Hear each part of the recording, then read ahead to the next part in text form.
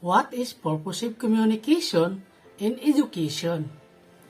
As education, teachers need to be able to communicate with students and parents.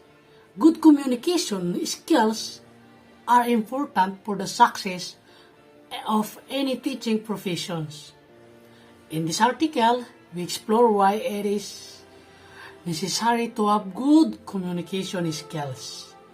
In some other way, teachers can improve their effectiveness in delivering instruction and educational students.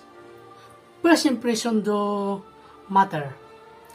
A teacher's first impression of students can affect future interaction with that students in or out of the school.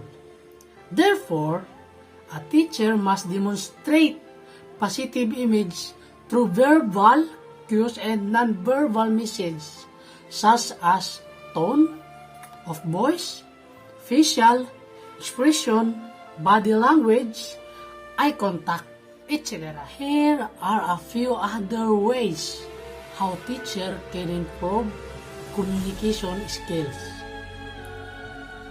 Have a systematic plan with a clear goals, objectives, and expectations for each class period.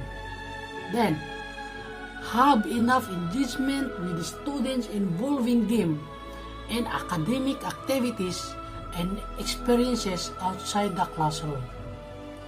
Show enthusiasm for the activities that teachers are facilitating in their classrooms.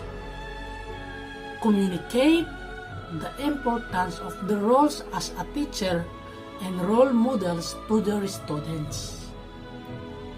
Demonstrate positive behavior, language, and instructional techniques. Help students find success in school and remind them that they are all learners as well. 7 reason why good communication skills are important for the teachers. The first one, communication skills keep students in control.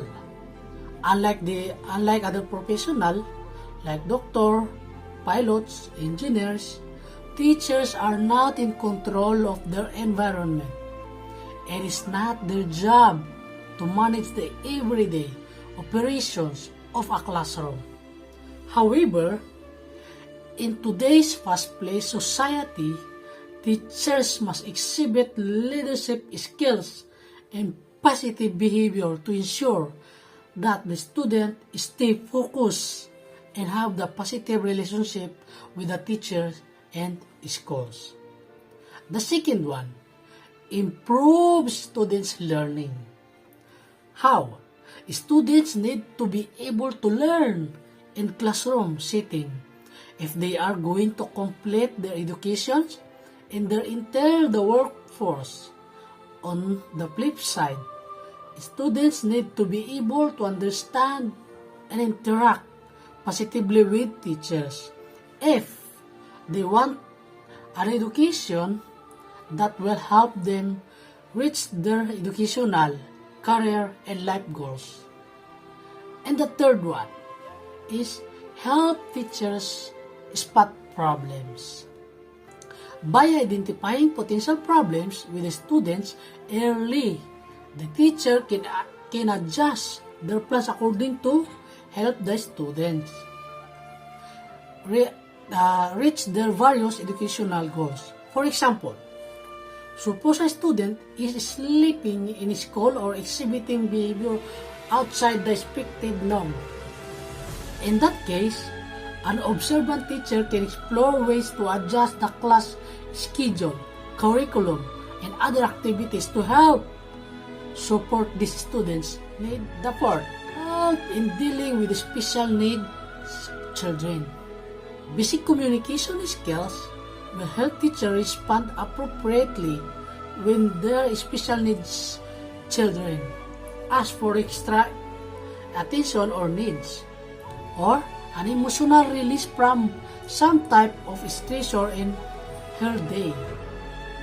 Skills such as patience and ability to listen what the child is trying to express or needing help. What can make all the difference in a teacher's ability to support their student needs. The fifth one, influence parents and students' perception of teachers. Students and parents have much information about teachers based on their initial interaction.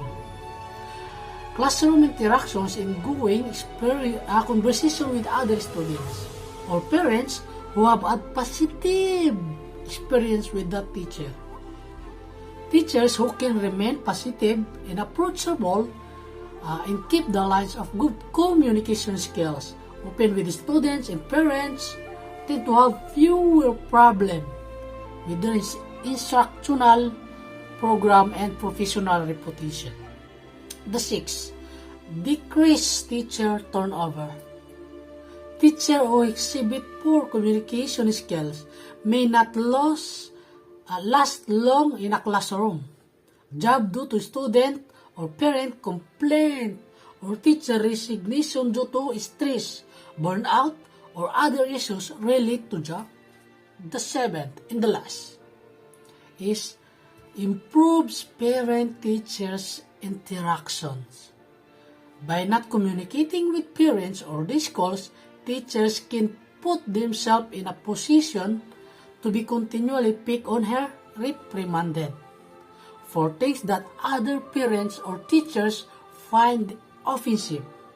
Communication is a two-way process, and mutual respect is the key to any good relationship.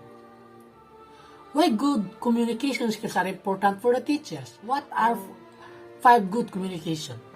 First one, teaching 5 good communication skills are written communication skills, oral communication skills, non-verbal communication, contextual communication, and active listening.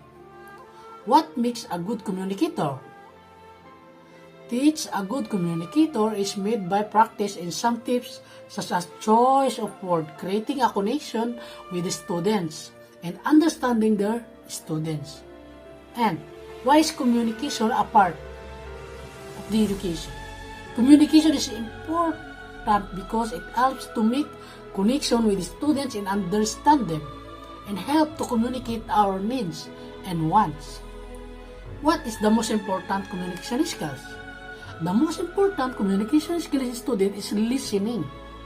A student does not listen to other person can never do effective communication. What are the greatest challenges in teacher for communication?